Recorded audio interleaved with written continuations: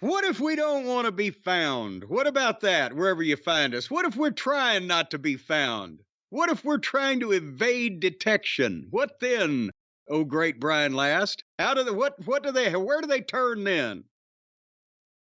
It's We not a ain't got no no, it's answers. not about the process of finding someone, it's First wherever thing I you say are to you, found. first thing I say to you in a year and you got nothing. It's wherever you may be, wherever you find yourself, not wherever someone finds you. Well, I find myself in betwixt a rock and a hard place. First of all, we we we left the people when we did a show 2 weeks ago, and then we announced we were taking our Christmas break, and the fine omnibi have been out there and forced to keep the people happy on the podcast feeds and the YouTube channel and things of that nature. And we had grand plans for our vacation. And this is the first show we've done in those 2 weeks. And in those 2 weeks, not only we left the people with a cliffhanger, I was starting to get a little sniffly.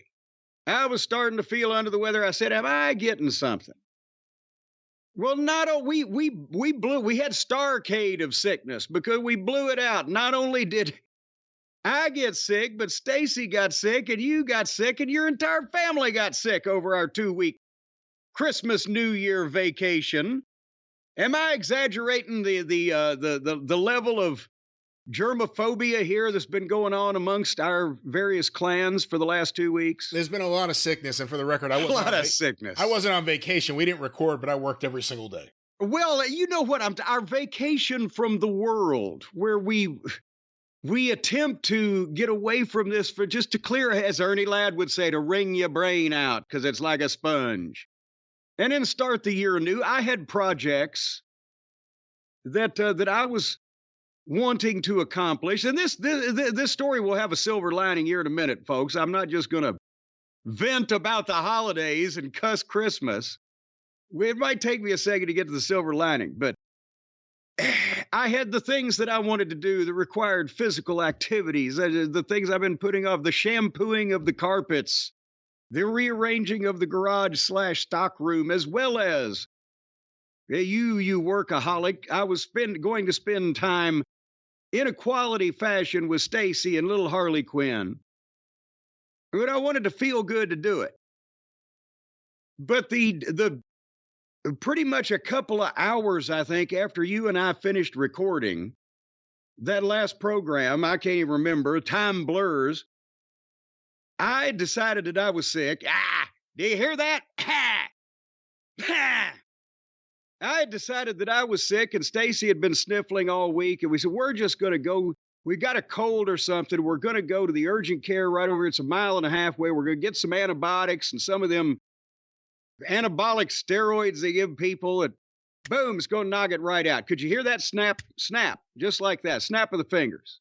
I've never heard anyone just say it like that. Do you actually say, "Can I have some anabolic steroids"? No, I mean, whatever. I'd say give me the steroids, and they determine whether I need that. No, this is the steroids they give you when you got a cold or a flu or whatever. It's the prednisone and the Right. bug tussle and whatever else it is. And clearly people need that, and it helps them. I just don't know how many people walk into the doctor's office and demand steroids. No, I'm saying give me some goddamn Decadurabolin, motherfucker. For you old-time bodybuilders out there, Hercules Hernandez did a fucking promo. I was managing him in Mid-South Wrestling, and I do the brunt of the setup with him and Hacksaw Duggan, and then I pitch it to Herc, and he fucking hits a double bicep, and his arms are massive, and he's fucking 280 pounds with like 2% body fat. He says, "See that, Duggan? 10 Decadurabolin a day." It was a different time. But anyway, we went over to the aforesaid urgent care, and being good citizens, because we got the sniffles and we're sneezing, we're wearing our masks as we go into this medical facility, right? And the staff there are wearing their masks also, except the people behind the glass window aren't. I think, but when they take you back, they're wearing a mask and et cetera also. And the first clue, because now you've been seeing on the news, there's a rise in RSV, the respiratory virus. There's a rise in COVID now. There's a rise in all kinds of illnesses, flus, and respiratory ailments because people, once again, have gone back to all their sloppy fucking habits. More on this in a moment. So anyway, we only have said there's never anybody in this place. We only have to wait about 10 minutes. But actually, unbelievably enough, 2 people came in during the course of time where 10 minutes we're in the waiting room. They're coming into a place where sick people go, even if they're not sick in a viral fashion. Maybe they've herniated their hymen or broken a fucking, What? coccyx bone or whatever, but they come in with no mask on and they're sitting across from us with masks on, sneezing. And they're just playing with their fucking phones.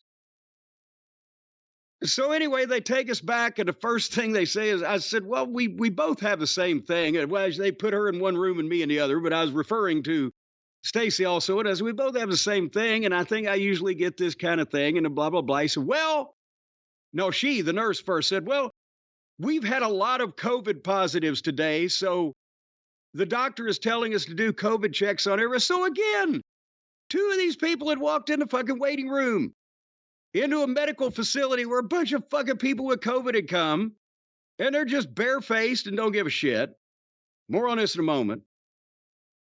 So they do stick the thing up our nose, right? And then the doctor comes in about 10 minutes later. Well, I say comes in the loosest description of the word. He's wearing a fucking mask, and he's standing in the doorway. And he's shouting the instructions. And he said, well, your wife's positive for COVID. Yours hasn't come back yet. And I'm thinking, well, what the? And, oh, yes, ding. You got it too. Almost 5 years I avoided this fucking thing. And we've tracked it down to where either it was Stacy's MRI on her back or me going to meet with my dear financial advisor. And he wasn't sick, so we assume it may have been Stacy's medical visit, but nevertheless, they say, oh, yeah, there's all kinds of people now. It's blah, blah, blah. And you don't see anybody wearing a mask. But here you see the doctor wearing a mask and standing in the doorway yelling instructions at me about the medicine they're going to give me from 8 feet away while I'm wearing a mask. I mean, people with leprosy get closer contact from medical professionals. He didn't want any part of this shit. And by the way, he's wearing a mask, and that's where the point I was going to make. Before I get to the silver lining, was it I still get on Twitter and whatever. People are, well, what did you think when you made all those comments about wearing a mask and COVID? Now that it's been proven that masks don't work, now that they're the now that it's been proven crowd. No matter what batshit thing that they don't want to believe is true that is actually happening, they will find, well, who's proven it? Where? On Fox News. They believe that shit. Nothing else in the world. They believe that shit. Now that it's been proven that January 6th wasn't an insurrection. In what universe? They believe it. Now that it's been proven that masks don't work. Besides the fact that you can go to the Mayo Clinic website or the CDC website or go to any doctor telling him you've got a communicable disease and he's going to be staring at you from behind a fucking face mask.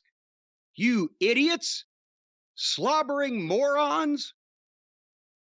So apparently everybody around the country's been sick for the past 6 weeks or so, according to all these reports that are coming out.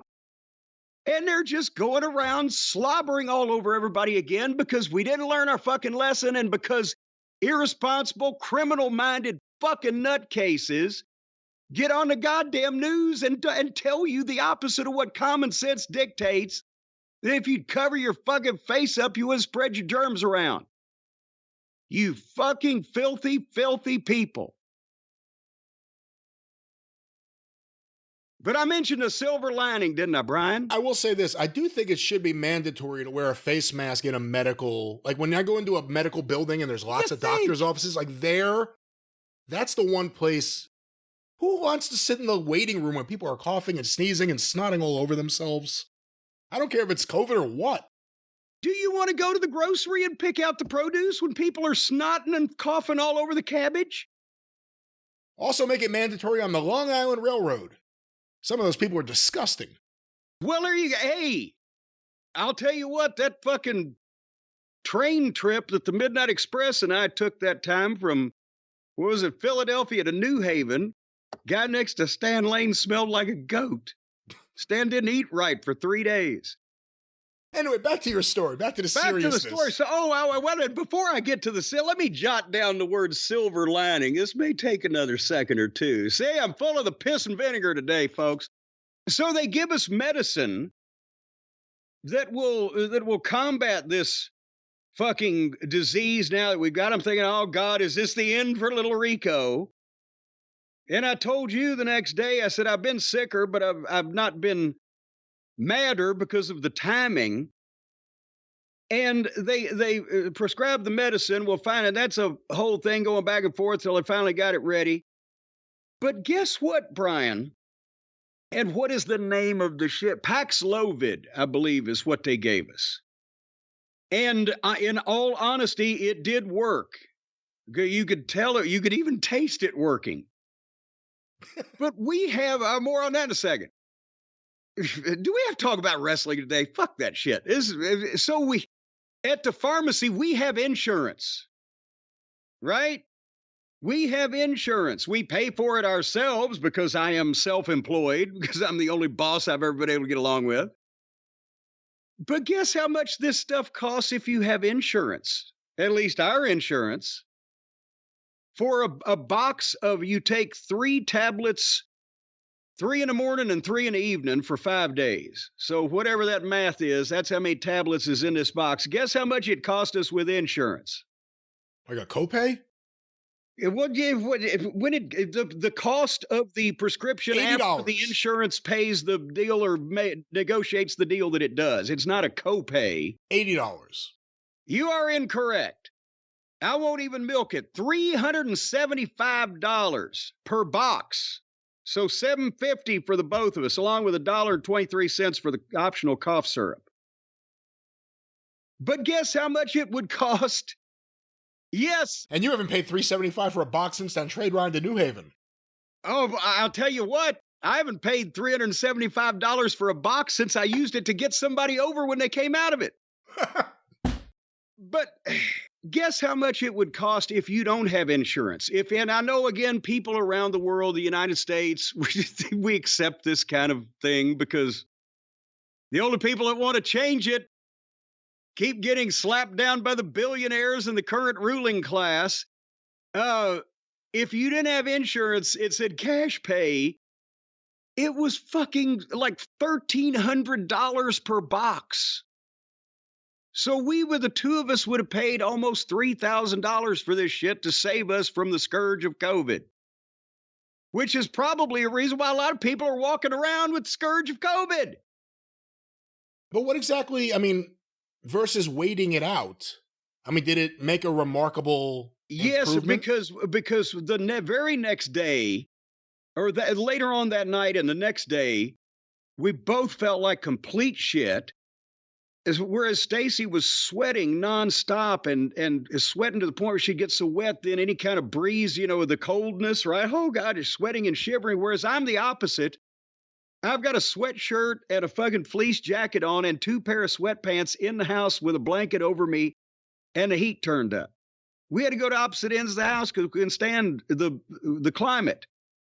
And I didn't eat really almost anything for 2 days. Could have cared the fuck whether they made food or not.